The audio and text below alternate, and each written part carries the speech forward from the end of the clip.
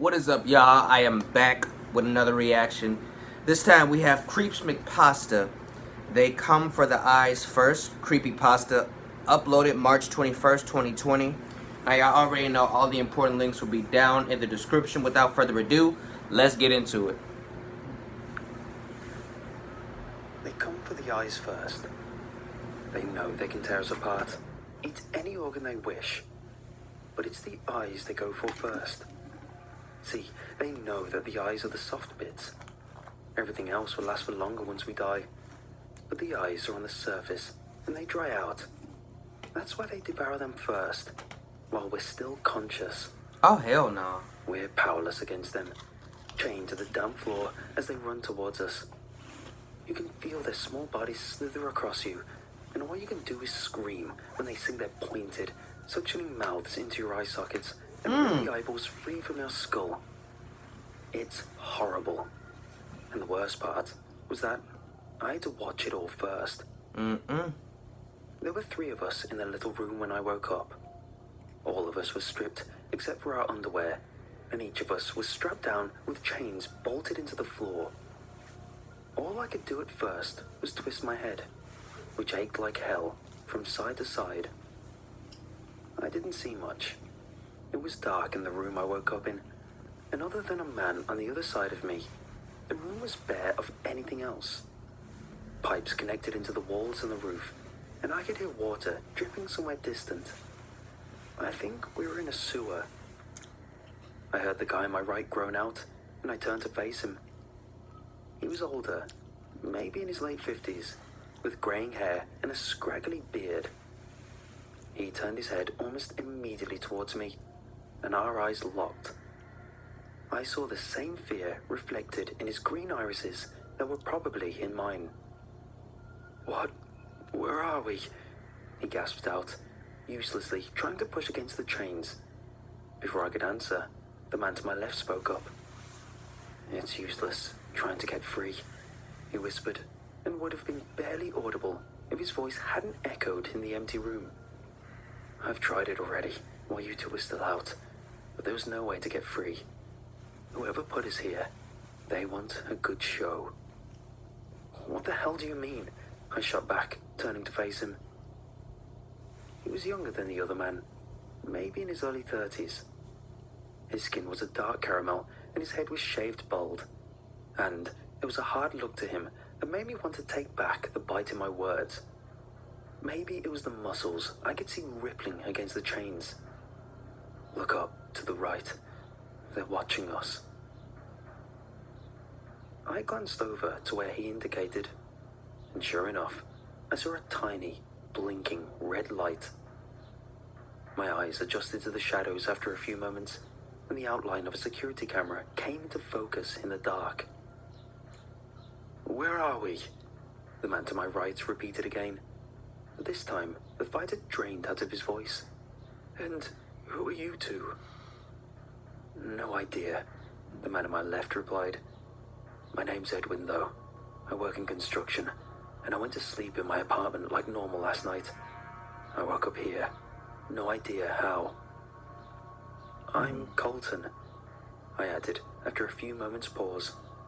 "I have an office job downtown and—" I trailed off as I fought to remember the last few moments before everything had blacked out, and the memories eventually came back along with my headache. I think I was jumped walking back to my car. It was late and dark, and I wasn't in a very good part of town. I thought it was a normal mugging. But now...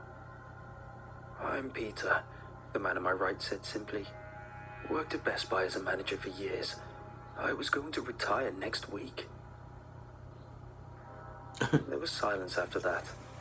Peter and we ignored Edwin's warnings and struggled against our chains. But nothing budged. We shouted for help next. Shouted until our voices went hoarse. But even that didn't work. Hell no. We were left in the silence and the darkness as the camera blinked on, and I was stuck with my thoughts as my only real company. I knew that no matter where we were or who brought us here, this could only end badly. Yep. I had worked past the initial shock and panic of when I first woke up, but now a new kind of fear worked its way through me. It was dread of what was coming, whatever that might be, and it was overwhelming.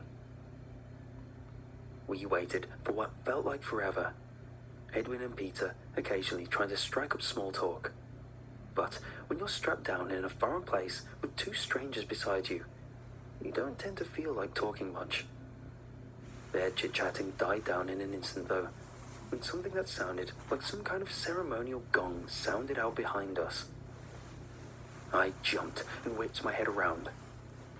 I couldn't turn that far to see, but I caught a glimpse of Edwin trying to do the same.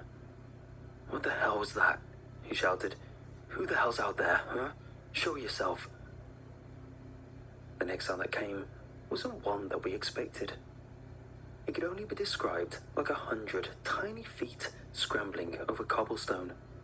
And although it started quiet, it grew and grew and grew until it was almost deafening in volume. Shit about to get real. We thrashed against our bonds, futilely, in panic, but there was no escaping.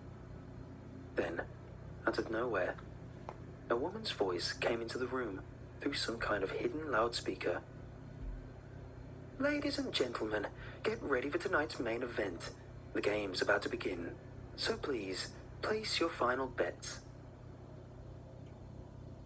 The next sound came from my immediate right, and it was the sound of screaming. I whipped my head around frantically, but what I saw made me want to shut my eyes in revulsion. There were things all over Peter. They looked like a cross between a slug and a spider, Ew. 4 or 5 inches in length, with half a dozen thin, scaly legs protruding from their black, oozing bodies. They weren't doing anything to him as far as I could see, but there were dozens of them crawling onto him and tracking their way across his bare skin. That's bad enough. He writhed underneath his chains, but he couldn't move enough to shake them off. Right. I could only watch as he was slowly covered by the things. That was when they went for his eyes. Ooh. 2 of them scrambled across his neck, and he whipped his head from side to side, trying to throw them off. I was yelling. Edwin was screaming words in Spanish I couldn't understand, and Peter was screaming in pure, unadulterated terror. His face was towards me for a moment, and I caught his look of panic, the look of a man who knew he's already dead. As I watched, one of the creature's heads extended a thick, long appendage from what appeared to be its mouth, and it hovered over Peter's face for a moment as the man froze, suddenly not daring to move a muscle. The appendage was like a tongue, long and spongy and round, but serrated into 1,000 tiny teeth at the end. In an instant, the creature sunk the appendage into Peter's eye with a sickening squelch. God. And blood sprayed everywhere. Peter erupted in fresh screams of agony, and the creature dug its tongue deeper as he screamed. Blood splashed out, and I felt warm droplets spray across my face as the tongue pulsed and writhed as it sucked from Peter's screaming face, and 3 more of the creatures crawled up to join it. I couldn't stop looking, no matter how much my mind willed my body to turn away. More of the creatures sunk their tongues into his eyes as he roared in pain. And no matter how much he thrashed, they didn't fall off.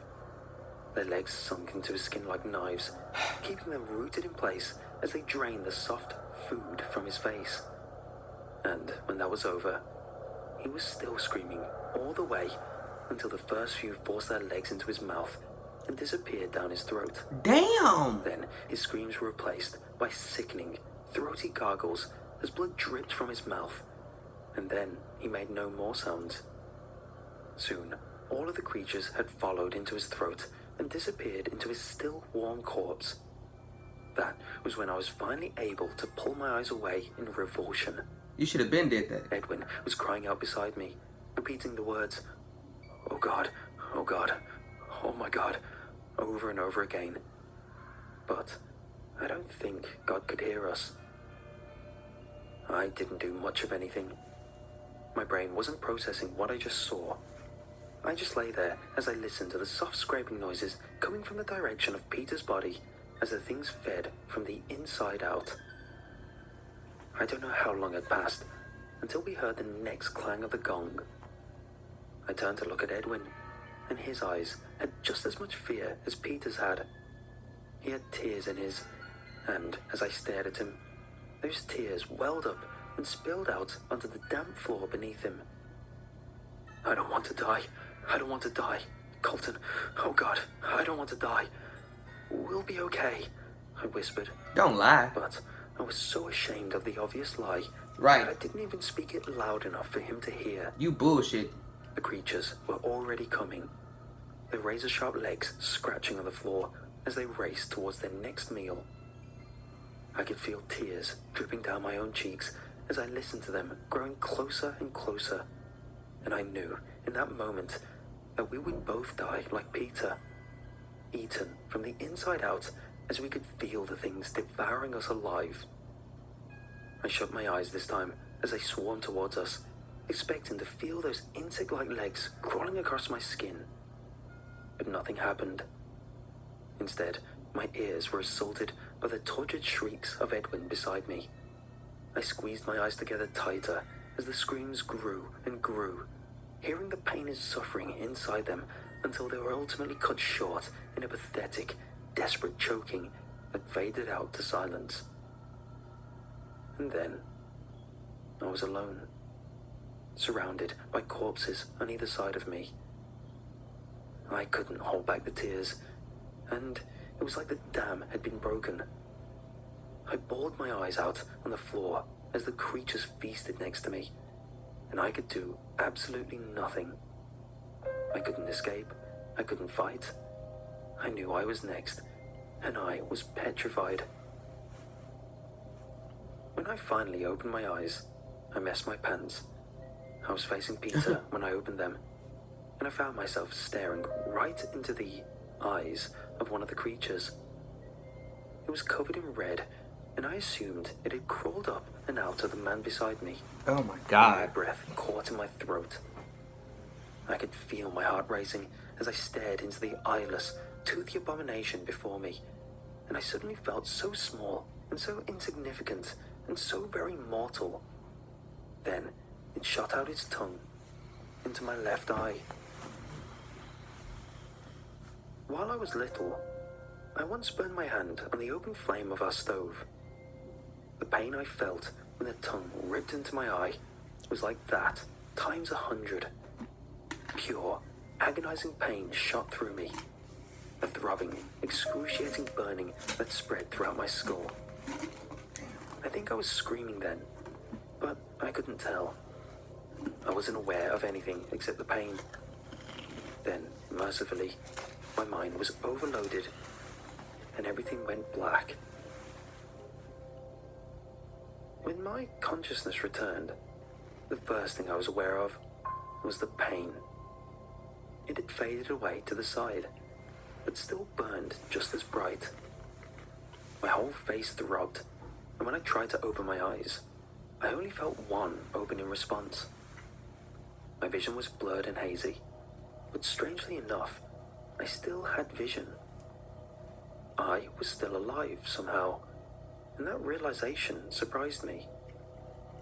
I turned my head cautiously around, hyper-aware of the ache that still throbbed in my eye, but I saw no sign of the creature that had impaled me. I was confused. I was dazed. I could barely think straight. That's a good way to put it. I think I was still in shock. And then, just like that, my chains went loose with a click. Immediately, that same cold female voice filled the room again and said, "Congratulations, you have survived the game. The bets against you were 89 to 11. You are now free to go and live your life." I couldn't believe it. For a few minutes, I didn't believe it. Then it sunk in that the chains had been released from whatever clamps had held them in place, and I reached up with shaky hands to pull them off. I managed to throw them to the ground and pull myself up to my feet, but I felt dizzy. Everything was dark, and I could barely stand. I turned to look back, and I saw the bodies of Edwin and Peter still lying there, chained to the floor, in pools of their own blood. There was blood where I'd been lying too, but I couldn't see farther than where we were. It was too dark to see the end of the room, but I didn't want to. I didn't want to see where those monsters had come from and where they had gone. Instead, I turned back the way I had been facing and limped towards the shadows. And after a few moments, the shadows peeled back to reveal a stained, dirty wall with a narrow passage cut into it. I looked back at the bodies at the far end of the room, but there was nothing I could do for them. My mind had gone blank, and I left them there as I limped forward and out of the chamber. We really were in a sewer, as it turned out, and the way out of the room we had been kept in was a twisting maze of damp, dark tunnels. I probably would have still been down there, trapped in the darkness, if I hadn't stumbled into a search party by pure dumb luck.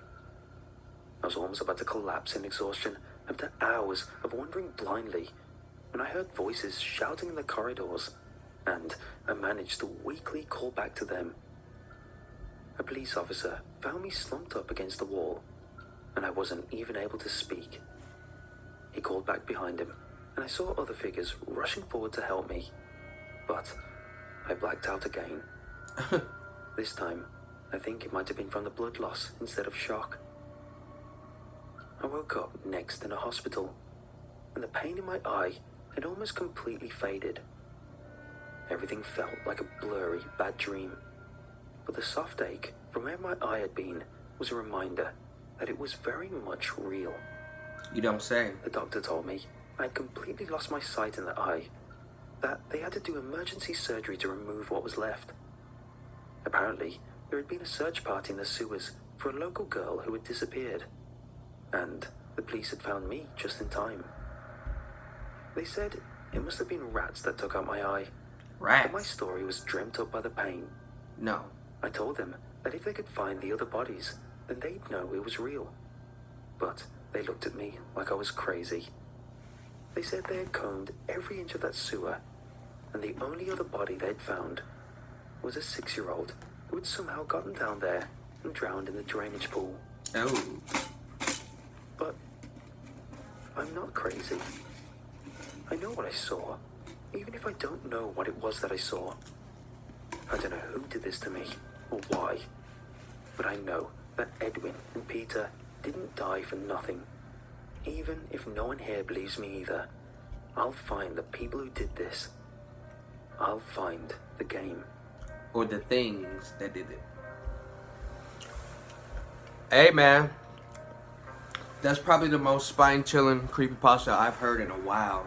There was just so much detail. The only thing that would have made that even better is if there were actual sound effects when these things were going into their eyes, like like squishing noises, pulling noises, stuff like that. Like, I would have been totally fucking grossed out, but y'all get what I'm saying. That would have made these stories even better, because these stories, this story was on point. But had they had sound effects, yeah, man, that would have did something. And when I got up, it wasn't because of the story. I was just looking outside. I heard a car door slam. So it's a downpour outside, so I don't know who would actually be driving around, especially with this whole stay-at-home shit going on. So I was just curious, but yeah, that was a good story. I think that's probably the creepiest story this year, and it's already going on April. So that's saying something. So shouts out to Creepypasta, bro. That story was on point. I can never see myself in that situation. I'd rather be dead. I would not want to be in his situation. I would rather end up like Edwin or Peter. Like, just take me out. Like, fuck me. Thank you so much, guys, for watching the video. I hope you enjoyed. I hope you drop a like, a comment, and share the video.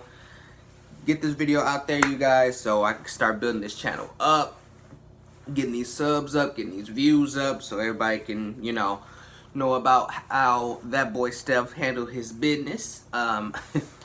But that is all I got for y'all this time around. Until next time, I am out.